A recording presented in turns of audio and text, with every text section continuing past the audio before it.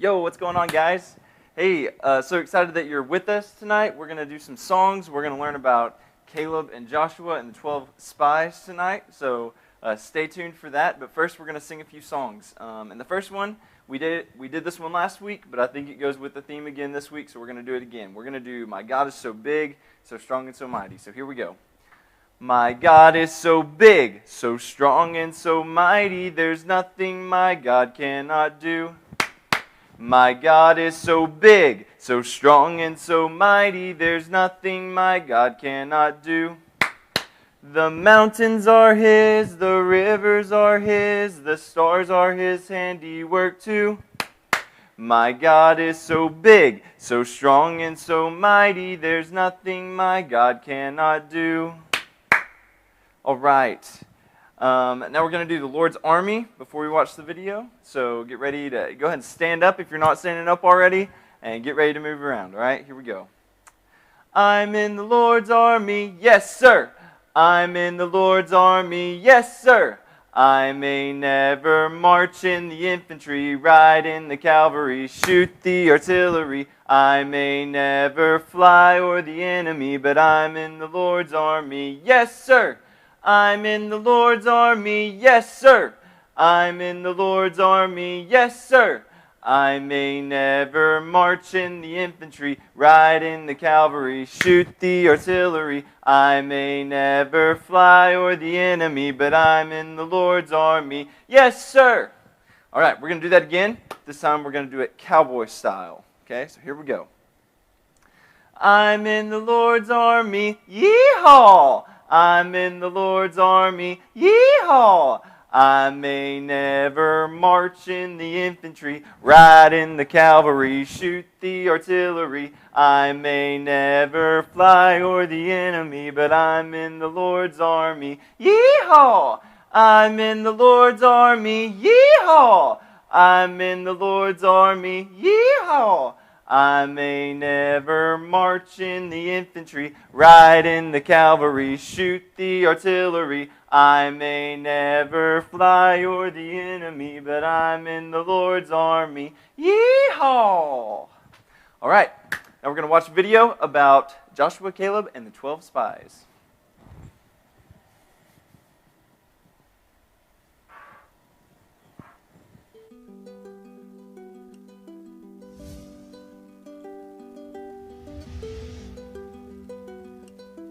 God told Moses, "Send men to scout out the land of Canaan. I am giving this land to the Israelites." Moses sent out one leader from each family tribe. He told the men what to do. Go see what the land is like and whether the people who live there are strong or weak, few or many. Moses had a lot of questions. Is the land good or bad? Are the cities they live in camps or forts? Is the land good for farming? Are there any trees? Moses said, "Be courageous." So the men went and scouted out the land. They traveled around the land for 40 days. They cut down a cluster of grapes in the valley and carried it on a pole. Then they went back to Moses, Aaron, and the Israelite community to tell them what they saw. "The land is good. It is flowing with milk and honey," they said. "But the people living in the land are strong, and the cities they live in are large and well protected." Then Caleb, one of the spies, said, "We must go up and take possession of the land. We can certainly conquer it with God's help." But the other men disagreed. "The people are stronger than we are. We look like grasshoppers compared to them." The Israelites were afraid and they cried all night. They thought Moses and Aaron had brought them to Canaan to die. The Israelites said, "Let's appoint a new leader and go back to Egypt." Moses and Aaron fell on their faces before the Israelites. Joshua and Caleb, who had both scouted out the land, tore their clothes and said to the Israelites, "The land is extremely good. If the Lord is pleased with us, He will give it to us. Don't be afraid of the people living in the land. God is with us." The Lord spoke to Moses, "How long will these people despise me? How long will they not trust me?" God threatened to destroy all the people, But Moses said, "Please forgive the wrongdoing of the people. I know you are great, faithful, and loving." God replied, "Since you have asked, I will forgive them. But none of them who despise me will live to see the promised land of Canaan." Since Caleb and Joshua had followed God completely, God would let them enter the promised land. God said that the Israelites who did not trust God would face consequences for their sin. They would wander in the wilderness 40 years, and they would not enter the promised land. All of the spies who went to scout out the land died, except for Joshua and Caleb. Caleb and Joshua trusted God. God planned for Joshua to lead the next generation of Israelites into the promised land. Joshua was not perfect, but his faithfulness reminds us of Jesus, who is perfect. Jesus obeyed the Father and trusted his plan to save people from their sins. All right, so hopefully you guys enjoyed that. I'm excited tonight. We've got a really cool story. One of my favorite stories as a kid. Whenever you think about, things you want to be when you grow up. Like, I always wanted to be a spy. Maybe you guys are similar in that. Like, you run around and you act like, maybe wear black and put a mask on and you sneak around the corner. I know McCoy, if you're sitting there, I'm going to call you out real quick. McCoy's idea of being a spy is when mom and dad go to bed, he sneaks around the corner to the kitchen and gets the gummy bears out of the top shelf. That's his idea of being a spy, right? So I feel like maybe it's just a kid thing that maybe this idea of being a spy is just almost leads us to feeling like I don't even know what the word is, but did you guys see something? I don't know. But anyway, Numbers 13, you get the story, and we've been following Moses, and they've been in the wilderness. They finally get up to the place where the promised land that they're trying to been to for all these years. They've gone through the wilderness, and then what? Daniel, what are you doing, man? Oh, you said we were spying tonight. Oh my gosh! Look at you, my goodness. So did you get anything? Caleb in the 12th spot? No, I didn't see anything. The biggest argument me and Daniel have had since we started doing this is who got to be the spy tonight. So. Yeah.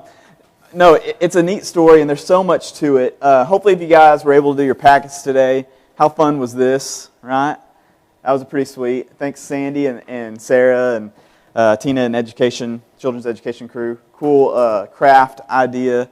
And that's kind of one of my favorite parts of the story is thinking about how big the grapes were. Like, my imagination just kind of goes wild thinking, like, they had to carry these grapes on a stick with two guys, right? Yeah. Like that's got to be some huge grapes, right? One behind. Probably one grape would just feed one person. Yeah, like you could feast on a grape. Yeah. Like, that's crazy. Anything stick out from you? Once again, a little different video from a different place, but I think it still encompassed what the story was pretty well. Yeah, well, I just loved how Joshua and Caleb, they trusted in the strength of God. The whole time, even though everyone else was afraid, they weren't. They weren't scared of the giants because they knew their God was bigger. And I feel like they were the only really good spies. Yeah. Not that the other ones were evil, but just like good spies aren't supposed to be scared. Yeah, right? That's true. And you're able to go in there and find the truth. And, the 10 other people in it, it's kind of interesting. You probably guys might not be able to see that graphic very well, but they got someone represented from the 12 tribes of Israel because whenever they were going to go look into this place, they wanted to be able to be sure that everyone was represented, right? Like, everybody has the opportunity to see the land. One tribe's not getting picked over the other. That's why they send 12. Obviously, none of the Levites went, but that's how Joshua got in there. But with the 12, you got to think, what were those conversations like? Because it says they went around for 40 days, spying on this place. And it's probably kind of crazy whenever you're spying, and could you imagine the first time they saw one of the giants? Oh, man. Like, they've been in Egypt all this time, and the Egyptians, were powerful, but you walk into a land where people are giants, that's got to be pretty scary. And to think, okay, God, you think that we're able to go in there and take this over, right? Well, and it literally says that they felt like grasshoppers. Yeah, yeah. Like, these giants were so big. I mean, can you imagine just going outside and picking up a grasshopper and imagining being that small compared to the people around you? That's how they felt. That's how big these giants were. They were massive. I wonder, and these spies had to be pretty sneaky. I mean, they're going around, they're seeing all these things, but they're able to see just how great the land is too. That's one of the things that God, they've been told about this land for so long, and could it live up to their expectations? And when all the spies unanimously are like, this place is unreal. It's the greatest place we've ever seen whenever they come back to Moses. There's just one problem, that there's no way that we're going to be able to defeat the people that live there. Yeah.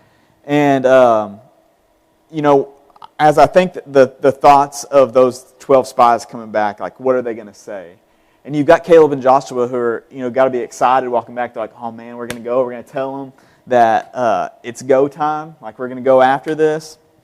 And then the other guys are walking around. They're like, wait, did you not see what I just saw? Yeah. Like, there's giants in there. But whenever they get there, they come to Moses and all the people, and they tell them, they say, look, the place is great. It's got everything good about it. All the amenities you could ever want. It's flowing with milk and honey. Look at the size of these grapes. We found this little picture here. Hopefully you guys thought it was as funny as me and Daniel did. But look at the size of these grapes. Look at what we have there. And then they say, but guess what? Not going to happen. Mm-hmm. Like, they build it up so much. They're like, yeah, it's perfect. It's everything that we ever wanted. Not going to happen. And the people hear this and they start rebelling, right? They're like, we just walked through all this place. We went through everything to come to this land, and it's everything we hoped it would be, but we're not going to get it because there's these giants in here that we can't defeat. And, it's not like the math, it's not even like a closed vote. I mean, 10 of the spies are saying no way, and then you got 2 guys over here that are like, oh no, we can do it. And it says, that they tear their clothes, and they just are trying to make the point to him, like, have you guys forgotten who's with us? Who's told us that this is ours? He's the same God who split the sea, right? He's the same guy that made manna fall down from heaven, like we talked about last week, and quail. And this is the God. He's shown us over and over and over again who He is, and we're going to sit back and think that He can't help us through this? Like, He's not going to see us through? And in Numbers, and if you have your Bibles with your families there and you want to go through Numbers 13 is really where the spies are looking, right? They're going through and they're doing their spying things. And then in 14, at the end of 13 and 14, they're coming back and they're telling the people about this. And in verse 11, this is how God responds to the people rebelling and they're asking somebody to get a leader besides Moses and Aaron to take them back to Egypt. They're still on this go back to Egypt train after all this, which is insane, right? And so this is how God responds. The Lord said to Moses, how long will this people spurn me? How long will they not believe in me, despite all the signs which I have performed in their midst? I will smite them with the pestilence and dispossess them, and I will make them into a nation greater and mightier than they. And then, as God is saying this, He's saying, I've showed them over and over and over again how I can deliver, what I can do. And every time, it's like there's a day in between, they stop believing it. And so Moses, falls down, he says, God, just give them some time. They have to be able to process this. So God, this is the crazy part of this story, right?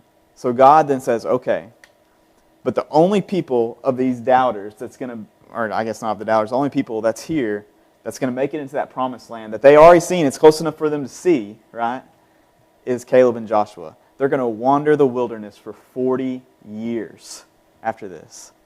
Could you imagine wandering around the wilderness for 40 years whenever you know that what you want is just right over here? But because you weren't willing to seek it out, you're just kind of lost in the wilderness. Yeah. And you're not going to see that place. And if there's ever a parallel to our lives, I don't know if you can write it better than that. Obviously you can't, because this is how God wrote it. Yeah. But the fact that we as people, and even as kids, we're told about all these grand things that we want, but then things in life seem to throw wrenches in them. And we're promised these things, that the kingdom of heaven will bring us, and then bad things continue to happen, and we get scared, and we get unsure. It's really important to have those people like Caleb and Joshua to get our minds right. And parents, hopefully that's the role we play with our children is making sure that we can always get their mind right. The same way, that Joseph did for the Israelites. I mean, this is kind of the continuing story, just the person who will remind the people, hey, we serve God. And He's promised us this. He's going to see us through. We can't lose sight of that. So families, as you sit around and you look at this story of the 12 spies, there's so many good lessons in it. But I think one of the main things is it's really important for us as being families and being adults that we continue to show each other, but also our next generation, that God's in control and we trust that. And I think sometimes it's the kids that teach us that more than anything. But just having that full belief in God that He's going to be able to see us through, even when it looks like there's giants that can't be defeated. We know that just a few years before He splits the sea and we walk through it and get away from the Egyptians and Pharaoh. Anything else jump out to you from this story? I guess one way that I've always thought about giants, right? And they face a giant. We're told a little bit later about another story where somebody faces a giant, right, which is David and Goliath, right? And the Heard thing of that I love about that story is David, whenever Goliath comes at David and tells him how small he is, what Goliath didn't know is that David had his own giant with him. Yeah. That was way more bigger, way more stronger, way more powerful than anything. And it's just a great reminder for me that no matter how big something that I'm going through is or seems, I have a giant that is way bigger on my side. Yeah, the one who spoke and the earth was formed. Yeah. Like that's how big He is. That the earth doesn't even compare to the size of what He is, and it's so good. Hopefully, you guys were able to do your Bible lessons. Hopefully, you guys are being safe and healthy.